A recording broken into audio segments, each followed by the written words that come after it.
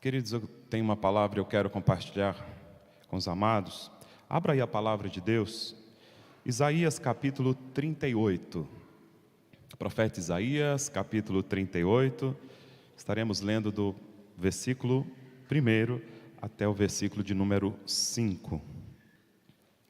Naqueles dias, Ezequias adoeceu de uma enfermidade mortal. Veio ter com ele o profeta Isaías, filho de Amós. Ele disse: assim diz o Senhor, põe em ordem a tua casa, porque morrerás e não viverás. Então virou Ezequias o rosto para a parede e orou ao Senhor. E disse: lembra-te, Senhor, peço-te que andei diante de ti com fidelidade, tereza de coração, e fiz o que era reto aos teus olhos. E chorou muitíssimo. Então veio a palavra do Senhor a Isaías dizendo: vai e dize a Ezequias: assim diz o Senhor, o Deus de Davi, teu pai, ouvi a tua oração e vi as tuas lágrimas. Acrescentarei, pois, aos teus dias 15 anos. Feche os teus olhos. Pai eterno, Pai de amor, no nome santo e poderoso de Jesus, coloca a minha vida e coloco também, ó Deus, todos que estão aqui neste lugar diante do Senhor e aqueles que estão nos acompanhando pelas redes sociais. Que o Teu Espírito Santo possa falar fortemente a cada vida no nome de Jesus. Você pode aplaudir a palavra de Deus?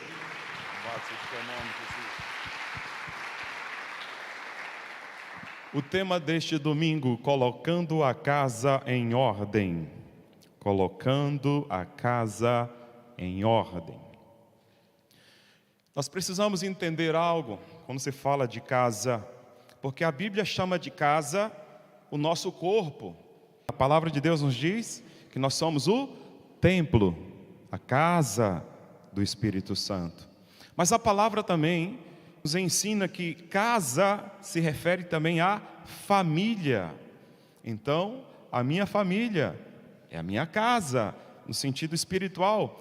Lembra quando Josué, falando com os filhos de Israel, ele disse: eu e a minha casa serviremos ao Senhor. Então casa tem conotação de família, mas casa também representa um reino, uma nação.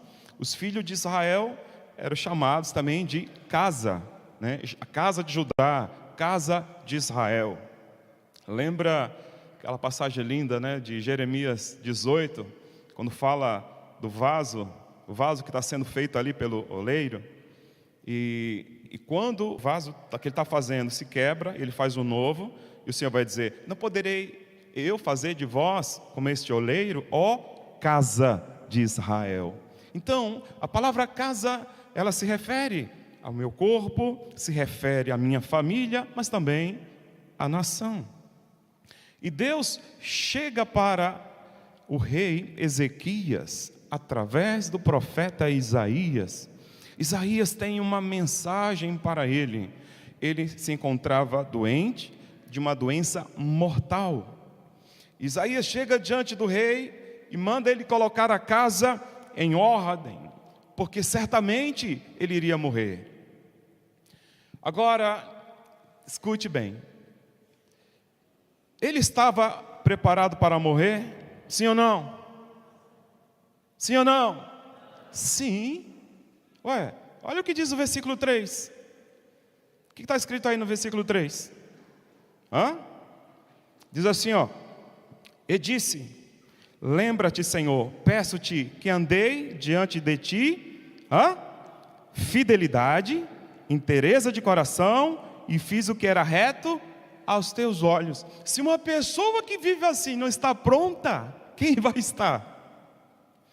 Mas o que Deus estava falando para ele? Colocar a casa em ordem. Deus está se referindo ao trono, ao reino, à nação, à família dele, né? Que precisava estar em ordem. Imagine o rei morrendo sem um sucessor. E quando ele recebe a palavra de que ele iria morrer, e o profeta diz: põe a tua casa em ordem, ele então vira o rosto para a parede. Na presença do rei, costumava ter bastante pessoas ali para assistir o rei naquilo que ele precisasse. O rei fizesse qualquer sinal, teria alguém ali para estar servindo. Ele vira o rosto para a parede. Eu acredito que ele não queria que ninguém visse ele chorando, mas tinha alguém nos céus vendo o choro dele. É isso que acontece quando você se quebranta diante de Deus. Quando você no seu quarto, você está ali chorando, parece que ninguém está vendo, né? Mas o Senhor está contemplando as suas lágrimas. E o Senhor disse: eu ouvi a tua oração e vi as tuas lágrimas. Deus falou isso quando o profeta já estava indo embora, e o rei ficou ali chorando e orando. Então o Senhor disse: volta lá. E a palavra agora era: eu vi as tuas lágrimas e eu vi a tua oração, e eu acrescentarei 15 anos. Queridos, veja a importância da gente colocar a nossa casa em ordem. Tanto o nosso corpo como o templo do Espírito, né, que precisa estar em ordem. Mas colocar também a nossa família, dar instrução, quem tem filhos pequenos, educar no caminho do Senhor, porque vivemos em um mundo terrível, queridos, um mundo totalmente distante de Deus, e se os nossos filhos não forem criados no temor do Senhor, eles serão tragados por este mundo. Então precisamos colocar a nossa vida, a nossa casa, e apresentar diante de Deus também a nossa nação. O rei aqui, ele foi um privilegiado, porque ele ganhou esse tempo de Deus. A morte não avisa quando ela vai chegar, e muitas pessoas são pegas de surpresa. A casa bagunçada, o seu corpo, sua família desestruturada. Como será depois da sua partida? Como será depois da sua morte? Porque não tem jeitinho para a morte, não tem aquele jeitinho de você despistá-la, enganá-la, famoso jeitinho brasileiro. Isso não existe. Quando eu era adolescente, participando da escola dominical na Igreja Batista, na revista que eu tinha uma historinha muito interessante, que dizia assim, que um rei chegou para um servo dele e disse: olha, vá na feira e compre isso aqui para mim. Deu uma lista para ele. O rei enviou e ele foi lá e obedeceu. Ele está fazendo as compras que o rei mandou, e ele viu a morte na feira. E ele volta amarelo, volta, sabe, desesperado, e disse: rei, me libera, rei, eu preciso ir para o norte, eu preciso correr, eu vi a morte. E o rei ficou assim, preocupado, né? Mas tudo bem, pode ir. E o rei foi lá na feira. Ué, meu servo falou que a morte está na feira, deixa eu ver, né? Quando o rei chegou lá, a morte de fato estava lá, e aí o rei disse para a morte assim: bem que o meu servo falou que você estava aqui na feira. E a morte falou assim: e eu fiquei preocupada, porque eu tenho um encontro com ele daqui a pouco no norte, e eu vi ele aqui. Vocês entenderam? Então, não tem como você, sabe, driblar aí a morte.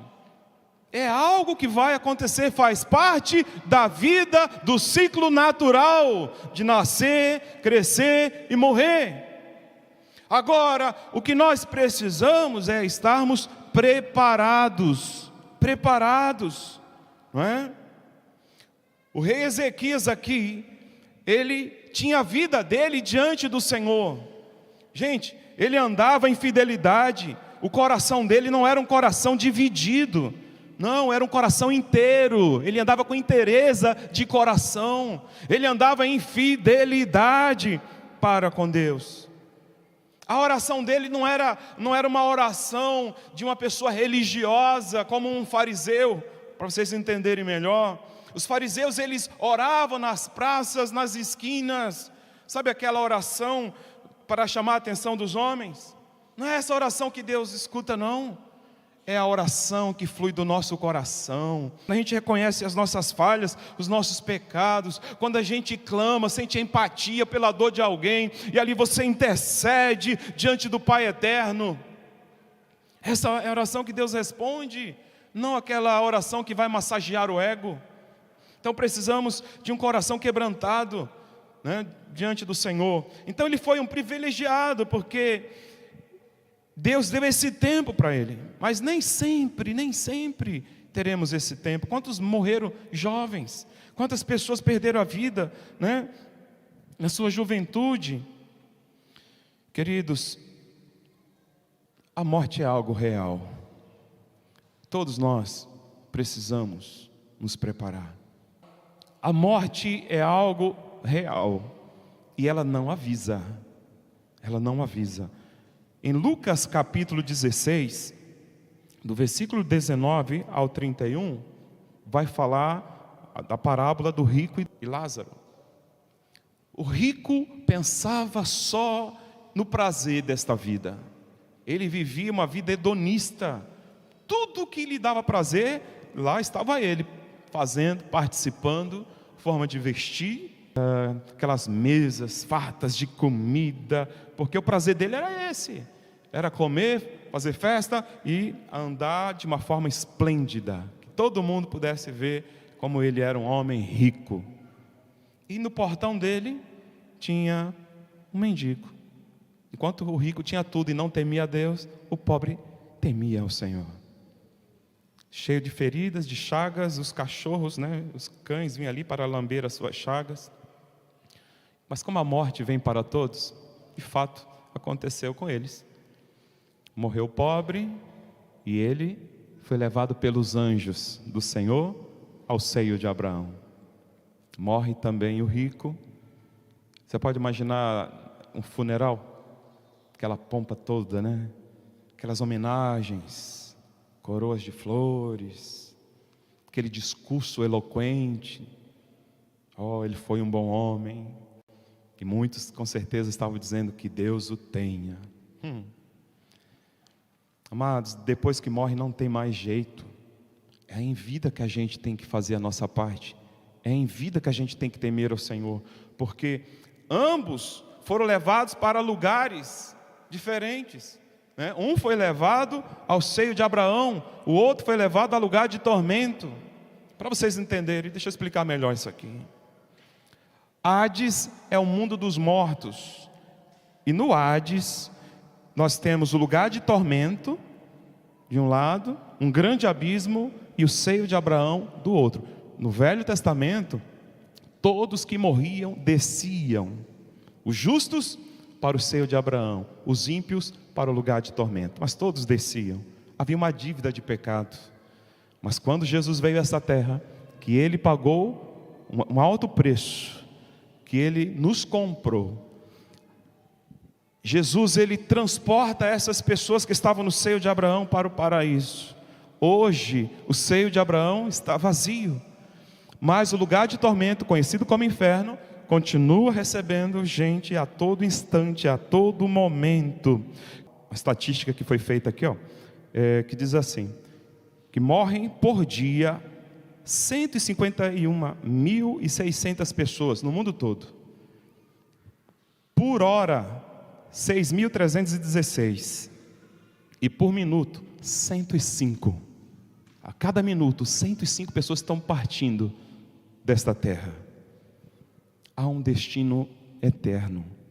A Bíblia fala de céu e fala de inferno.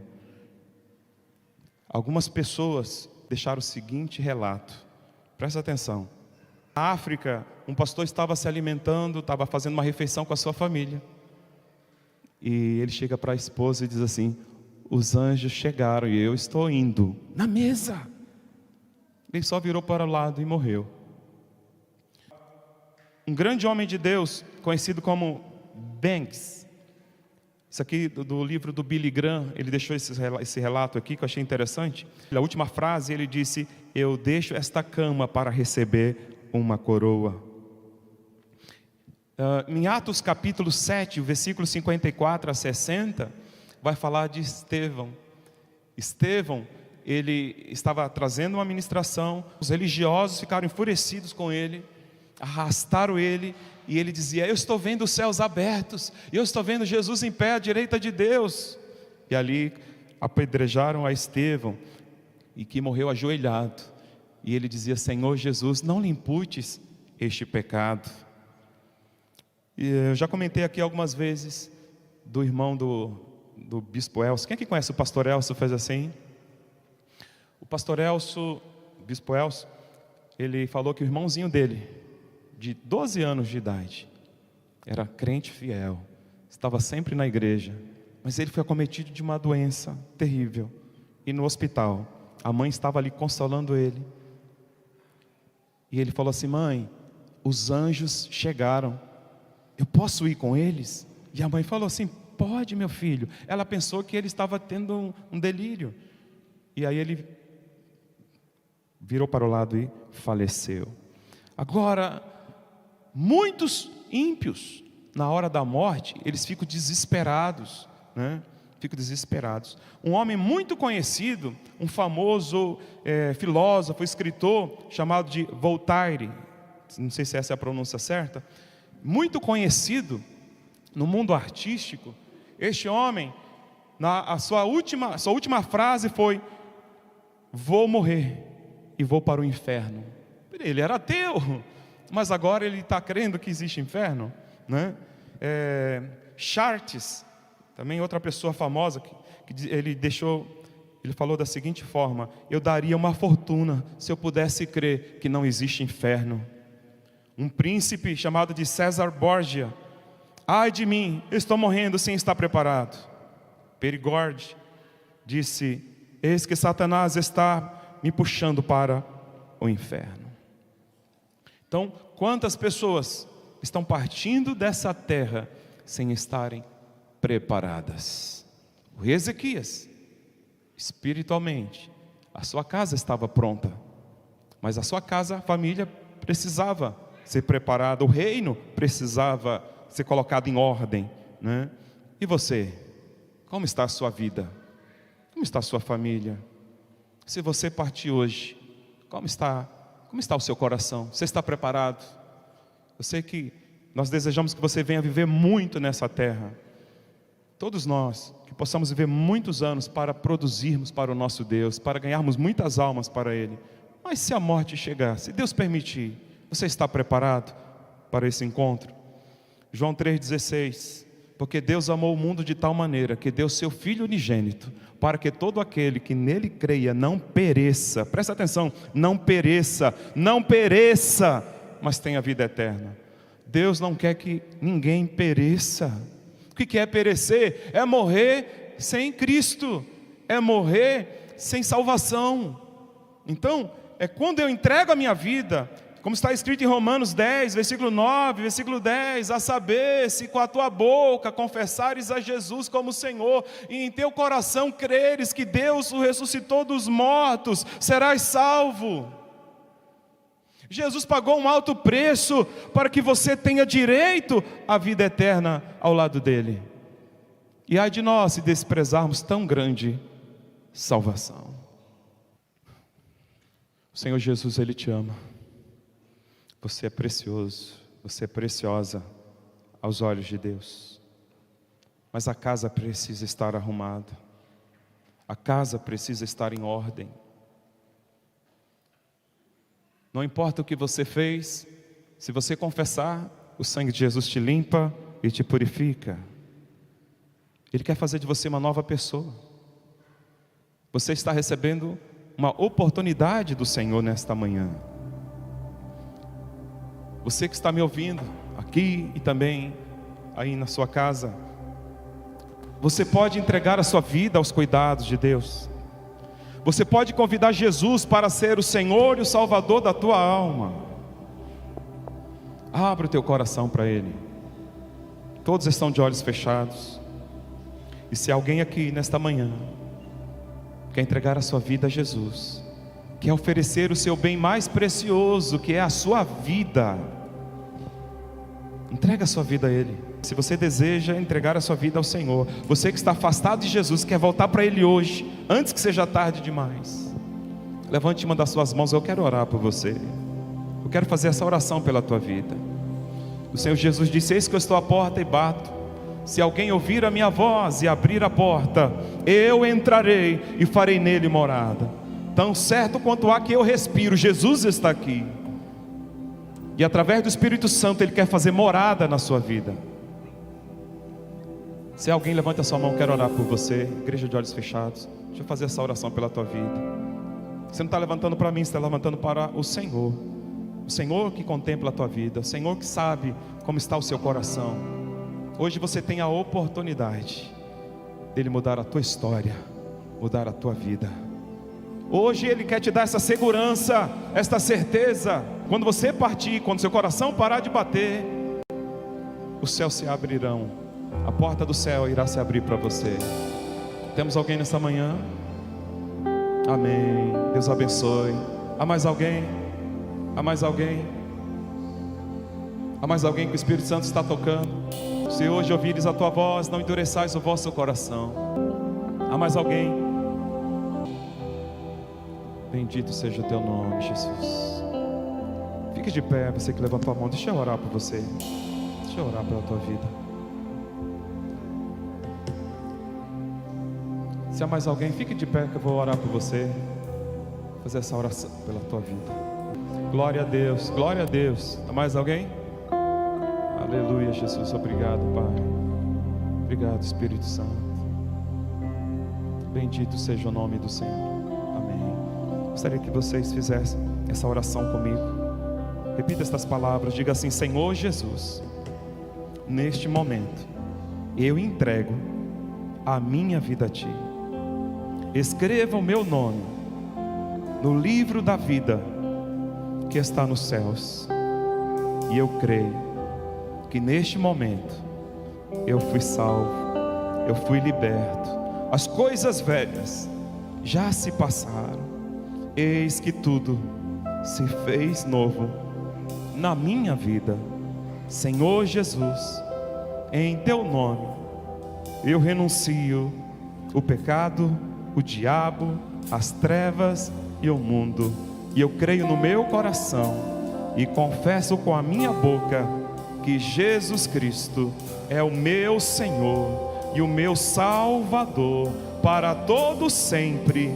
Amém. E graças a Deus. Dá um abraço aí, dá um abraço. Bendito seja o Teu nome, Jesus. Aleluia. Glória a Deus. Bendito é o Teu nome, Jesus. Aleluia. Igreja, ponha sobre os seus pés. Consagre o teu coração, consagre a tua vida.